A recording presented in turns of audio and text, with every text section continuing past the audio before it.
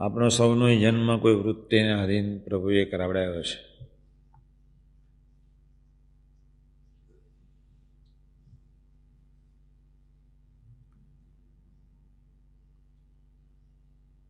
ગયા જન્મે કોઈ એવી વૃત્તિ હશે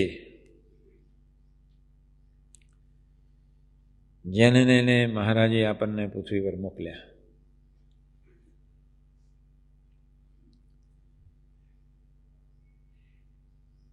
આત્મીયતાની જે વાત સમજે છે એ વ્યક્તિ પૂર્વની કહેવાય, મહારાજના વખતની જ કહેવાય.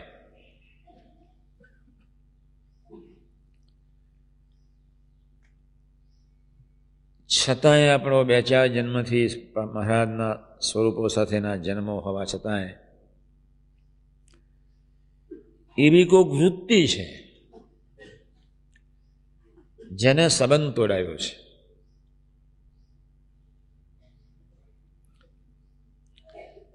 નહીં તો પૃથ્વી પર આવવાનું હોય નહીં.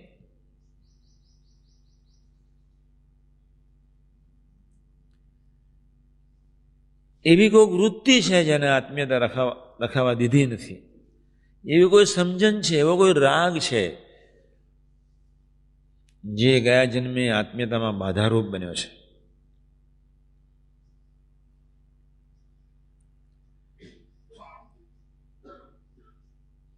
મારે તમને આજે એ વાત એ કરવી છે કે તમે તમારા વૃત્તિ, સમજણ, રાગને ઓળખો. પહેલી વાત.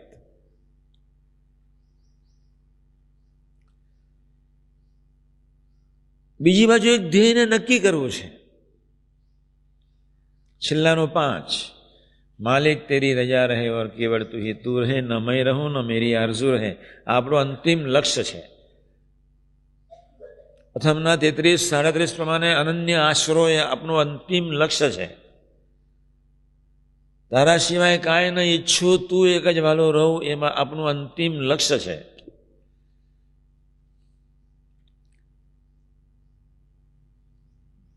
મહાત્મા જ્ઞાને છે નિશ્ચય કરીને તારા બળે જીવવું એ આપનું અંતિમ લક્ષ્ય છે.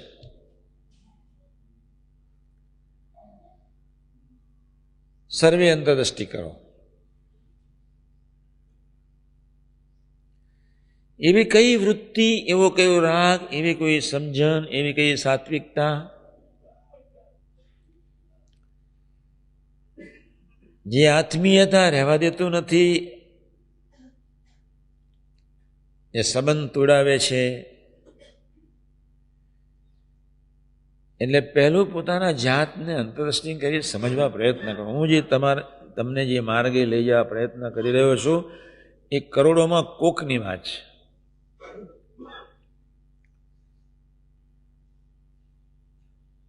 કરોડોમાં કોક આ માર્ગે ચાલે.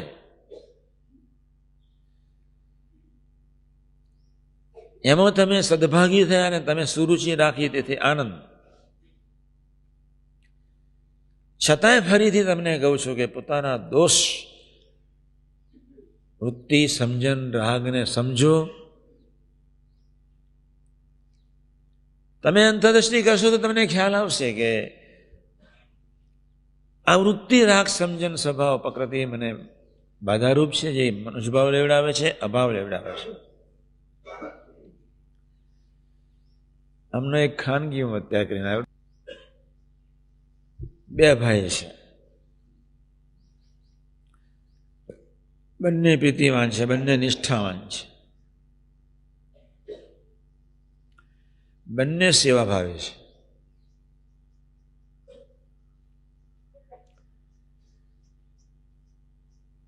પણ સમજણ નહીં હોવાને કારણે આત્મીયતા દ્રઢ થતી નથી. એકબીજા ખુલ્લા દિલથી વાતો કરી શકતા નથી. હમણાં મેં સવારે 8:30 વાગે ખાનગી કરી. બંને સેવાભાવી, બંને પ્રીતિવાન, બંને નિષ્ઠાર્થી, પણ જીવનનો એક અંતિમ ધ્યેય નક્કી નહીં હોવાને કારણે મારા જીવનનો ધ્યેય આ છે, બસ તું, તારું ગમતું એ જ મારી સાધના. જેને લઈને જે વિકાસ જરૂરી છે થતો નથી, જેને લઈને બે ભાઈઓની વચ્ચે આત્મીયતા હોવી જોઈએ થતી નથી, બંને ભાઈઓ ખુલ્લા દિલથી વાતો કરી શકતા નથી, સ્વીકારી શકતા નથી. સાથી નિષ્ઠાની કચાશ છે. સાથી બુદ્ધિ પર, બુદ્ધિ મન બુદ્ધિથી પર, પોતાની સમજણથી પર એક તું છું તને રાજી કરવાનો છે એવી ભાવનાની કચાશ છે. સેંકડો કુટુંબોમાં જ કરુણ હાલત છે અત્યારે. અમરીશો હોય, બહુ સેવાઓ બધાએ કરી. અનન્ય આશરે જીવવું એ કોક ચીજ જુદી છે. હું જ્યાં બેસું છું અનિર્દેશમાં, ત્યાં આગળ બંને બાજુ સામે ને આગળ ને પાછળ બંને અનંત આધાર છોડીને એક ભગવાનના આશરે જીવવો. પાછળ સૂત્ર છે, સામે સૂત્ર વાંચવા માટે લખ્યું છે, માલિક તેરી રજા રહે ઓર કેવળ તું હી તું રહે, ન મેં રહું ન મેરી આરઝુ રહે. આ એક અંતિમ લક્ષ્ય છે અને આ લક્ષ્યને બુદ્ધિથી પાર જીવમાં નક્કી કરવું પડે. મનને ખસેડવું પડે, બુદ્ધિને ખસેડવું પડે અને ત્યાં જીવમાં નક્કી કરવું પડે. આ રીતે જીવી લેવું છે. મન બુદ્ધિના મૂલ્યાંકનો, રાગો, સ્વભાવો, પ્રકૃતિ, દોષો અનંત હોય પણ આ ડેસ્ટિનેશનને મૂવ ન કરી શકે એને નિષ્ઠા કહેવાય. આપણે ખૂબ ધ્યાન રાખવાનું છે. અહીંયા તો કચરો પડેલો છે જ. જ્યાં ગયા જન્મનો કોઈ રાગ અથવા કોઈ પ્રકૃતિ અથવા કોઈ વૃત્તિ અથવા કોઈ સમજણ અથવા કોઈ સ્વતંત્ર માન્યતા અથવા કોઈ સાત્વિક ભાવ, જેને લઈને પૃથ્વી પર પ્રભુએ આપણને મોકલ્યા.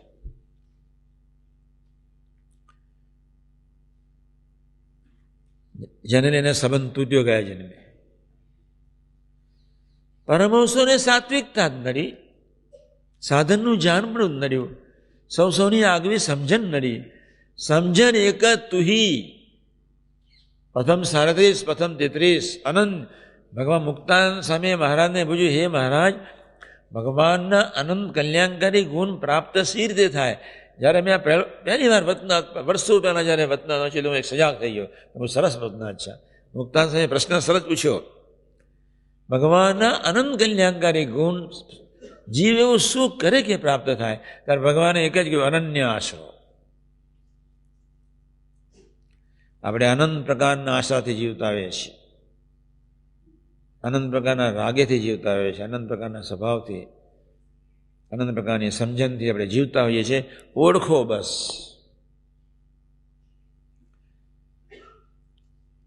કોઈ પણ ભોગે ઓળખો. તમે અંતરદૃષ્ટિ કરો. અત્યારે હું તમને વહેલા છૂટા કરી દઉં છું. ડેરીએ જાઓ, પ્રદક્ષિણા કરો, પ્રાર્થના કરો, આ દ્રઢ કરો બસ. કા દ્રઢ કરો નિજાત્માનમ બ્રહ્મરૂપમ. હું સ્થૂળે નહીં, હું સૂક્ષ્મે નહીં, હું કારણે નહીં. કા દ્રઢ કરો અહમ બ્રહ્માસ્મિ કૃષ્ણ છે દાસોમ. મારો અંતિમ ધ્યેય છે, બસ પકડો. કા દ્રઢ કરો. કોઈ આત્મીય બને કે ને મને, હે મહારાજ મને બનાવજો. નક્કી કરવું પડે, દ્રઢ કરવું પડે. તમે દ્રઢ નહીં કરો તો મારી કથાની કોઈ અસર નહીં થાય. આ તમે ખૂબ ધ્યાનથી વાત સાંભળજો. તમે તમારા જીવનમાં ધ્યેયને દ્રઢ નહીં કરી શકો તો હું ગમે તેટલી કથા કરીશ, ગમે તેટલી,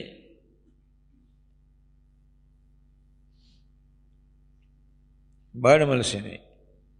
તમારા ડેસ્ટિનેશનની જ ખબર ન હોય એટલે શું? સગ્ગા બે ભાઈ, ફરી કહું છું, 40 વર્ષનો સત્સંગ, ફરી કહું છું, બાપદાદા સત્સંગી, ફરી કહું છું, નિષ્ઠાવાન, ફરી કહું છું, ખૂબ પ્રીતિવાન, એટ એની ટાઈમ સેવામાં, ફરી કહું છું, છતાં બે ભાઈની વચ્ચે આત્મીયતા નથી. કારણ શું હશે? બંને દોડે છે, એવા દોડે કે તમને એમ લાગે બંને એકાંતિક. કોક એવી અનસમજણ છે, કોક એવી વૃત્તિ છે, કોઈ એવો રાગ છે, કોઈ એવી નિષ્ઠાની કચાશ છે, કોઈ એવી ધ્યેયની સ્પષ્ટતાની કચાશ છે. આઇન્સ્ટાઈનનો ધ્યેય પાકો જ હતો, તેને $45,000 કાપલી જ કરી નાખી. મેડમ ક્યુરીનો ધ્યેય પાકો જ હતો. 12.5 વર્ષ સુધી અંધારા ભરામાં કાર્બન ડાયોક્સાઇડથી એના શરીર સોજાઈ ગયું, એના શરીર ઉપર ધીમડા ભરી ગયા. ધ્યેય પાકો હતો. જ્યારે ભરણામાં નીચે ઉતરી ત્યાં રૂપાળી હતી, જ્યારે બહાર આવીને ત્યાં જય સ્વામિનારાયણ કાબરચિત્રી થઈ ગઈ હતી. પણ ધ્યેય નક્કી હતું, ઇટ વોઝ ડિસાઇડેડ. ન શરીર એને બંધનરૂપ બન્યું, ન એનું મન બંધનરૂપ બન્યું. અને શરીર પર આવેલું તો બધા આગા પાછા થઈ જાય. ન મન